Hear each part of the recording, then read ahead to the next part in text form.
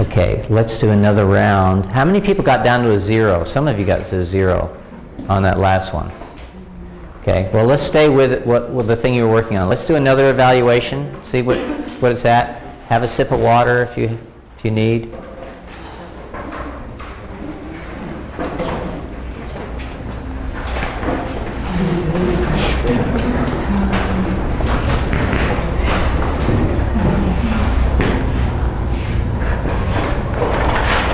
Okay, let's experiment and use the karate chop point for the setup this time. Even though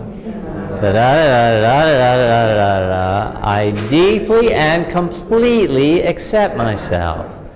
Even though I deeply and completely accept myself. Even though I deeply and completely accept myself. Stay with your issue. Focus the mind there. Side of the eye. Under the eye. Under the nose. Chin, top of the chin, under the lip. Collarbone.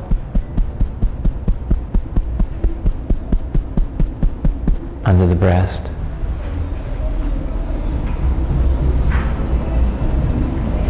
Side of the ribs.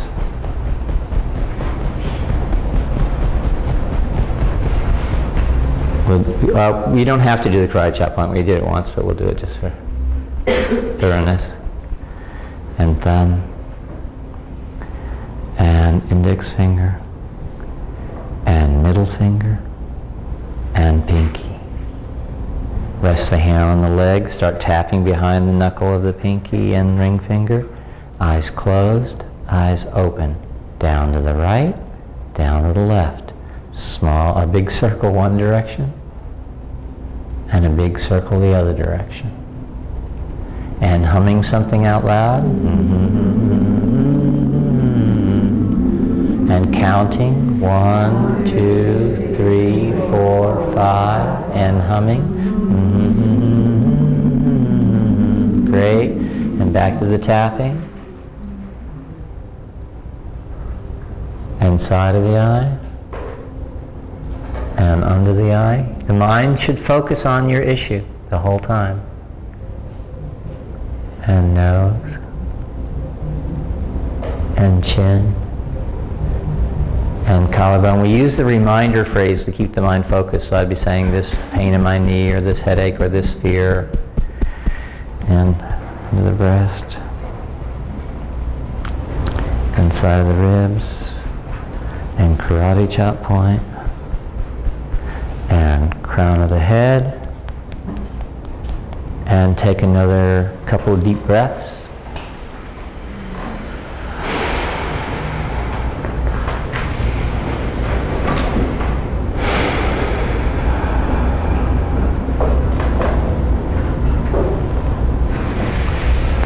And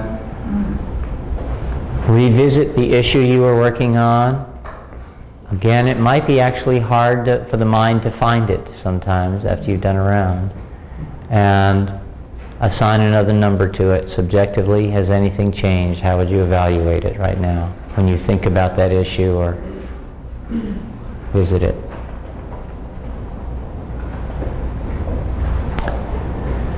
So what are some of the before and after numbers?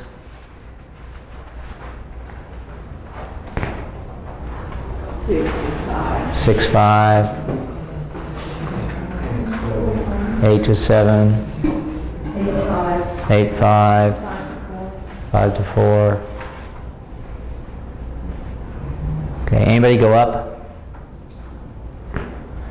I did before, but now it's okay. Oh, okay. Yeah, things typically go up. It doesn't have to mean something, but usually it's when there are emotional issues that are actually bigger than the thing you're looking at, or related to what you're looking at, that haven't been addressed. So you're kind of bringing that emotion in without addressing it, and so it gets bigger. For a physical ailment, it's much more obvious. Like for instance, if you had a wound, a strain, or something like this, and it's not so internalized? It's not going to heal your cut immediately, but it's going to reduce inflammation. I've noticed that inflammatory conditions are treated very well with this. When Callahan first developed this, he only used it for phobias and addictions. He wasn't giving it broad application. It's not going to make a broken bone suddenly knit together. Will it enhance the healing process? Absolutely. Breath is transformative. You can direct your breath to different places in the body. First of all, when your breath is inhibited, it inhibits your physiological functions generally. It's no accident that the word for breath in many cultures is the same as the word for spirit. Our word spirit comes from Latin spiritus, which means to blow or breathe. In Hebrew, the word ruach means both spirit and breath. In the Greek, pneumos, pneumonia, pneumos, means spirit, means breath. And the breath also carries chi. It carries what the Indians call prana, same thing, the life force. In, out, in, out. For example, breathe into the bottom of your right foot as if you were drawing breath in and out of your foot. Just breathe in and breathe out of that right foot. Breathe into the big toe of the right foot. Breathe out of the big toe of the right foot. Breathe into the next toe. Breathe out. Breathe into the middle toe. Breathe out. Breathe into the next toe. Breathe out. Breathe into the pinky toe. Breathe out. Breathe into the ball of the foot on the right foot.